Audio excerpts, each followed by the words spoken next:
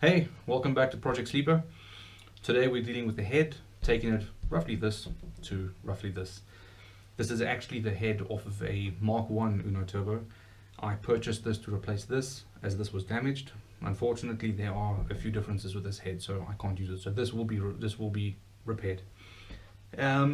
What this process entailed was taking all the valves out and then giving it a good clean in my new favorite tool, which is the sandblaster. That thing is awesome. You could clean a teenager's badass shoe with that thing. It's beautiful. So I made use of this nice little tool here, which has almost no leverage to it. So I did make use of this to get some proper leverage on that. So I could get all 8 valves out. They are now all in their own little carrying thing with everything. The valves are actually double springed in this head, which is really nice. So I think we can bump the revs a little bit. I do want to try see if I can find new valves. I'm not sure. Valve springs. I don't know if that's possible. We'll have to check. Yeah, I think that's just about it. Oh, one other thing. At the same time, I will discuss the cleaning of the cam case, and then of course the cam cover. Now I have options. I can either go with the real redneck idea, or we can go a little bit more normal, which I think is the route we will take. So in this video we'll go over this process that I went through. So let's get to it.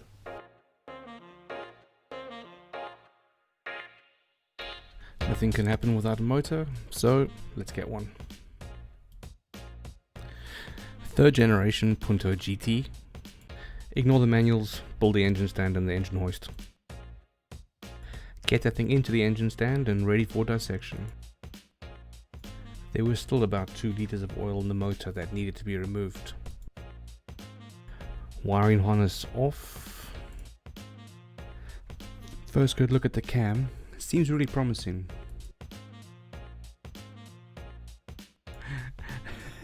It's really showing my experience. We still have a long way to go. Freeing the block from the head for the first time since 1994. That's almost 27 years. Now let's get this thing cleaned up. So bring on the sandblaster. You give this thing compressed air and it answers prayers. It really does. Here is a head.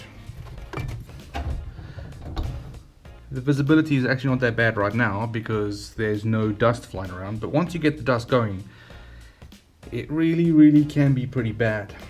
My first sort of brainwave idea to get around the lack of visibility was to take a GoPro, put it in a waterproof case like so, and mount it in the box right here like this, and then use the app to connect to it outside of the case and live watch what was happening inside. And I got some pretty good footage. Check it out.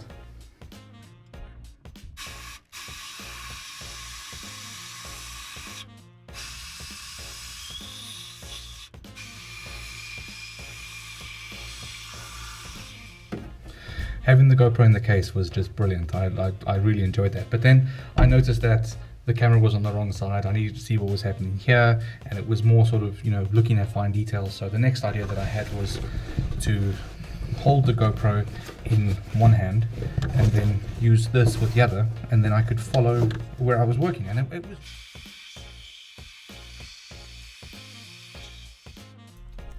At first it was good, but I didn't feel amazed until something happened. Something I'm gonna call the media blasting equivalent to peeling the sticker off of a new screen. Just look at that.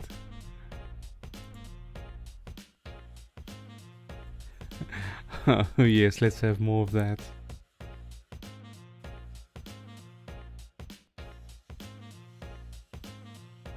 If I ever come to power, it's gonna be sandblasters for everyone. Okay, I'm not going to bore you with too much housework, so the head was cleaned.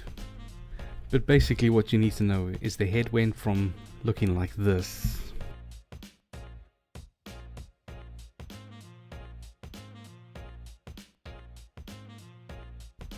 to looking like this. At this point, the keen-eyed amongst you will realize why this head needs repair. So, the footage of me removing the valves from the head was on this drive.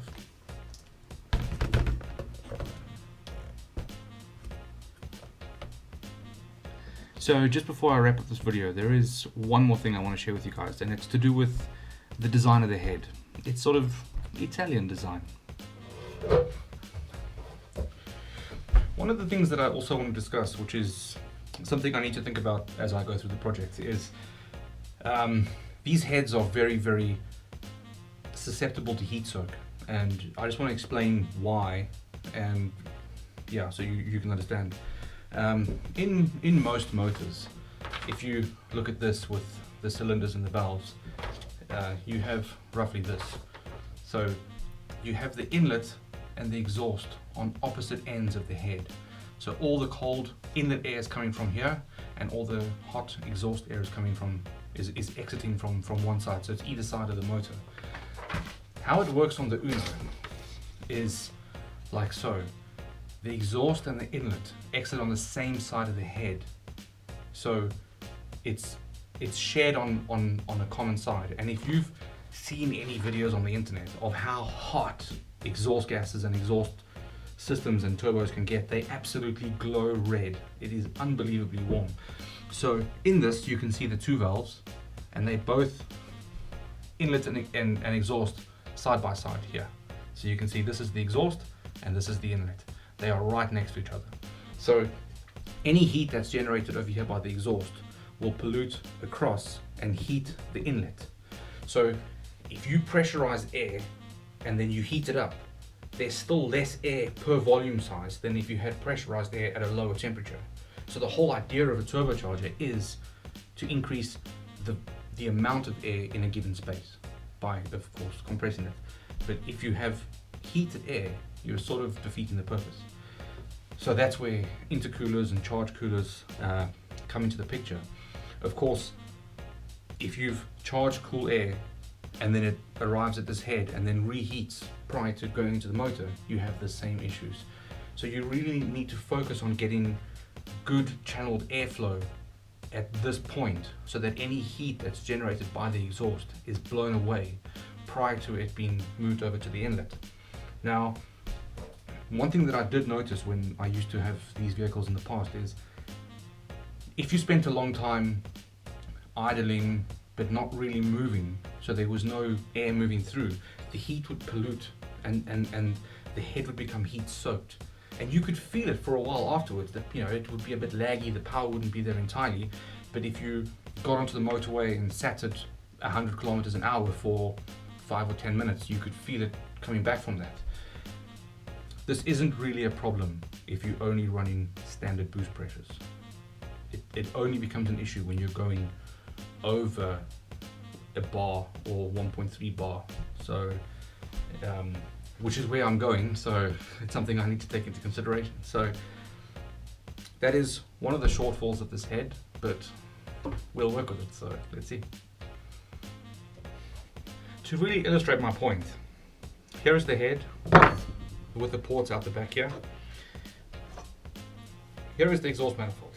That will go roughly there, minus the thing to hold it in place. Ooh, it'll balance.